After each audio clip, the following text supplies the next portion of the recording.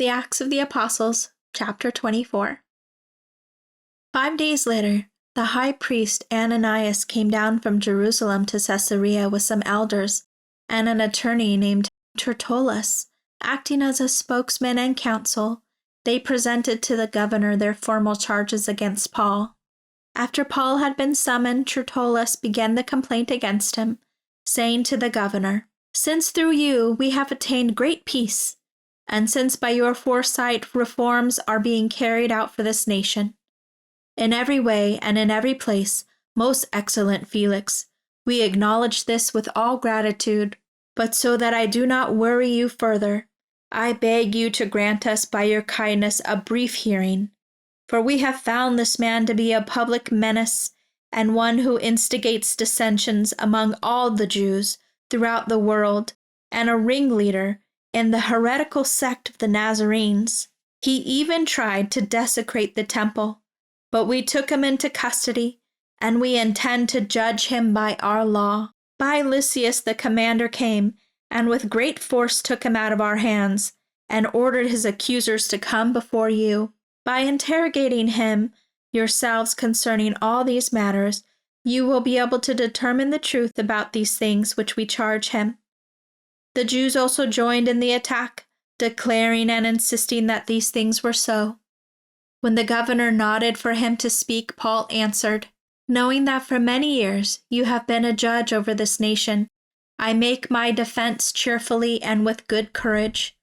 As you can easily verify, as it's been no more than 12 days since I went up to Jerusalem to worship.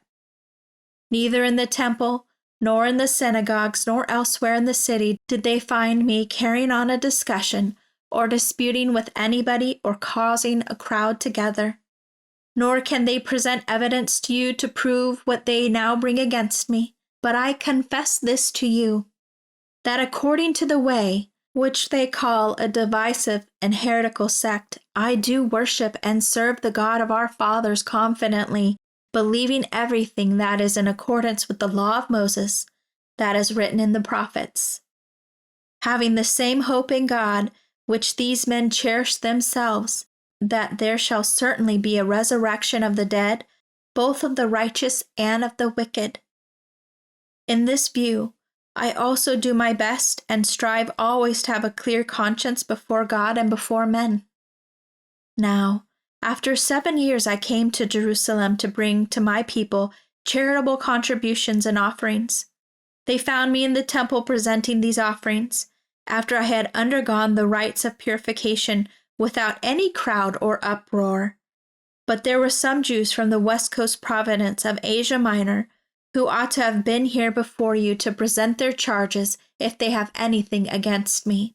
Or else, let these men tell what crime they found me guilty of when I stood before the council, the Sanhedrin Jewish High Court. Other than for this one statement, which I had shouted out as I stood among them, "For the resurrection of the dead I am on trial before you today." But Felix, having a rather accurate understanding about the way, put them off, saying, "When Lysias the commander comes down, I will decide your case." Then he ordered the centurion to keep Paul in custody, but to let him have some freedom, and he told the centurion not to stop any of his friends from providing for his needs. Several days later, Felix came with his wife Drusilla, who was a Jewess. He sent for Paul and listened to him talk about faith in Christ Jesus.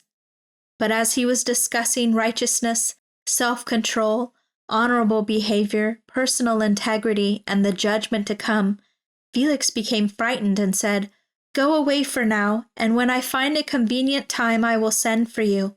At that same time he was hoping to get money from Paul as a bribe, so he continued to send for him quite often and talked with him.